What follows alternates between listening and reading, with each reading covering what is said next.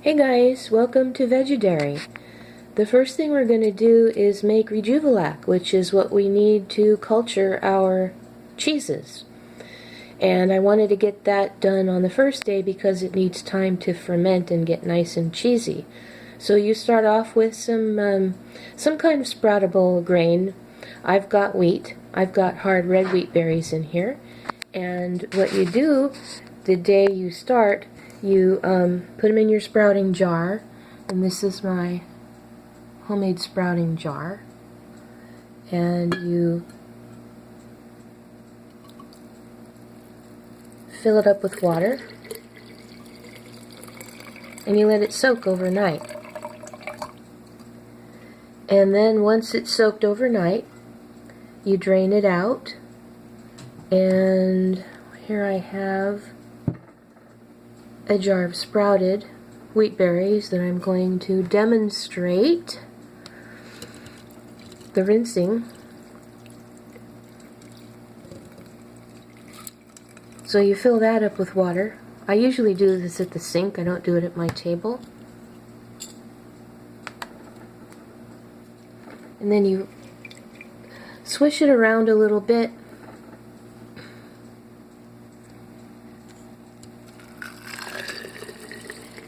I'm just going to pour it back in here because these wheat berries need to soak now that they're wet.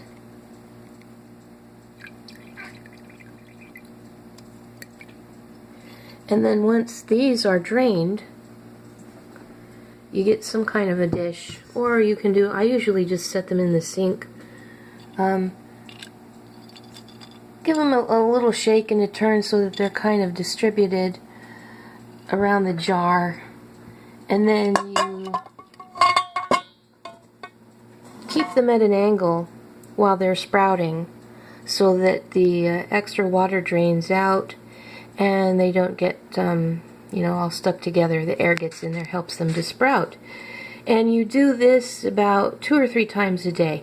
2 is fine if you're not home during the middle of the day, but if you are and you think about it, you can give them a rinse and a drain. And after about 3 or 4 days, they should start to sprout. These are quite well sprouted. They sprouted for a little bit longer.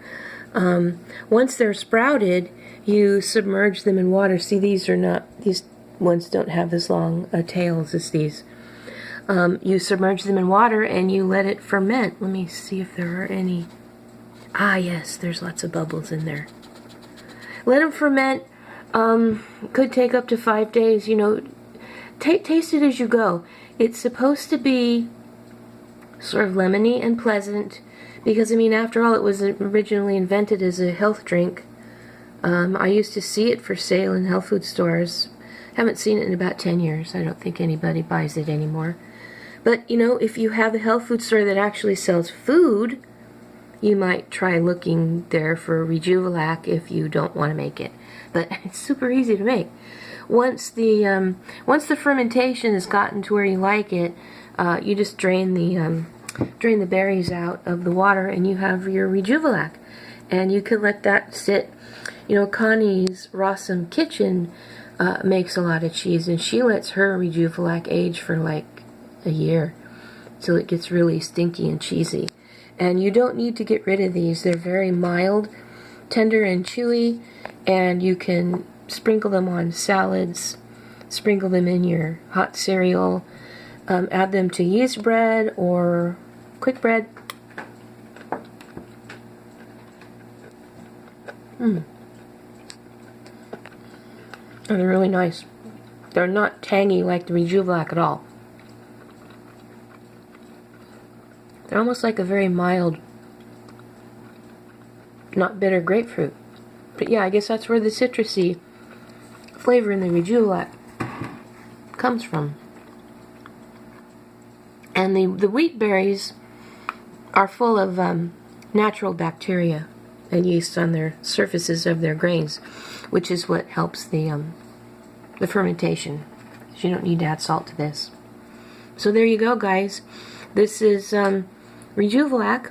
It makes an excellent cheese culture. Pretty cheap, easy to make.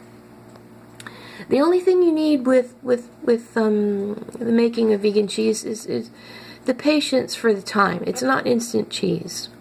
Some of it's instant cheese, but some of the very best isn't. So you just have to let it do its thing. And I will see you later.